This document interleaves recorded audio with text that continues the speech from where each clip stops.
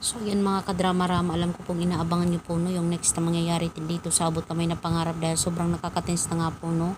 At saka nakaka-excite na nga din po talaga yung nangyayari ngayon dito sa Abot Kamay na Pangarap dahil alam naman po natin kung ano talaga yung totoong nangyari ngayon no, dahil nga po sa pagpapa-plastic surgery nga po ni Moira sa isang tauhan niya ay talagang nilito niya talaga ang lahat, lalong-lalo na ang mga tanyag, sila Giselle, sila Lynette, sila RJ, sila Annalyn, diba? Nilinlang talaga ni Moira yung mga tanyag at mga taong nakapalibot talaga.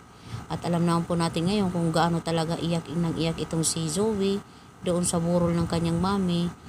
Yun bang iniiyakan niya pero hindi pala yun ang totoong niyang mami. Talagang hinayaan na lang ni Moira na mangyari yun. Diba? Tapos binurol nga po itong si Moira eh. Tapos alam naman po natin nung time talaga na nalasing nga po itong si Zoe no, dahil sa kanyang problema na namatayan siya ng mami. Talagang naglasing siya tapos may nagbigay po sa kanya ng panyo, diba? At alam naman po natin na si Moira yun. Tapos itong si Zoe, syempre darating talaga yung point na yun talaga na makikita niya talaga yung kanyang mami at sasabihin din talaga ni Dax sa kanya yung katotohanan na buhay pa ang mami mo.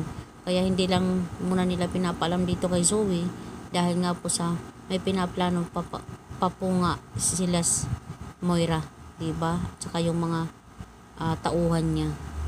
Tapos itong si Zoe, nang bigla na lang makikita yung mami niya, sasabihin niya, "Mami, buhay ka." Ay, salamat, diba? Yung mga ganun ba? Sasabihin naman ni Moira na, "Oo, Zoe, at dapat walang makakaalam na buhay ako." Diba? Yun kasi yung plano talaga nila, na wala talagang may makakaalam na buhay talaga itong si Moira, lalong-lalo na dito sa mga tanyag dahil yun nga talaga yung pinagpaplanuhan talaga nila, diba? So mga kadrama, alam kong lahat tayo talaga ay nag-aabang na makita talaga ni Zoe yung kanyang mami, matawagan niya naman lang or magkita sila, diba?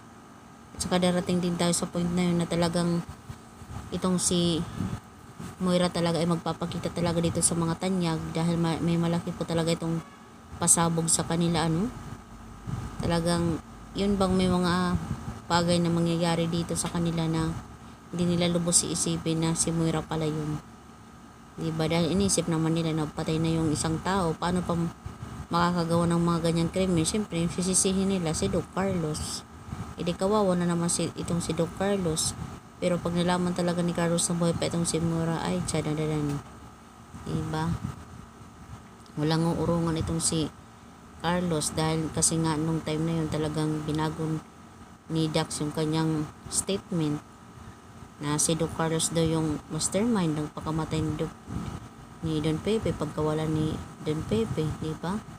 Which is hindi.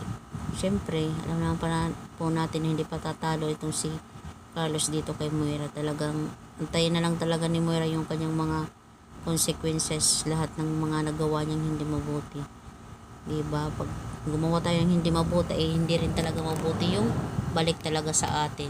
Kaya gumawa po talaga tayo ng mabuti mga kadrama. So yun lang po mga kadrama, mga kaabot kamay, abangan na lang po natin